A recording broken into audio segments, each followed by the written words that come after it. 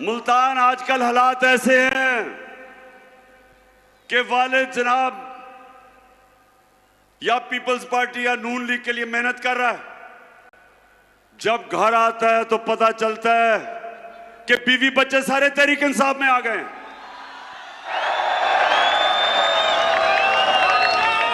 यानी कि ऐसे लग रहा है कि जैसे पुराने जमाने के अंदर जब मेरे नबी सल्लल्लाहु अलैहि वसल्लम ने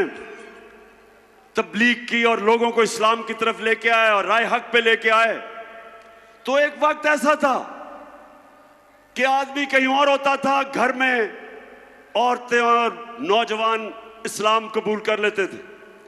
आज माशाअल्लाह कौम ऐसी बेदारी आई है और शऊर आया है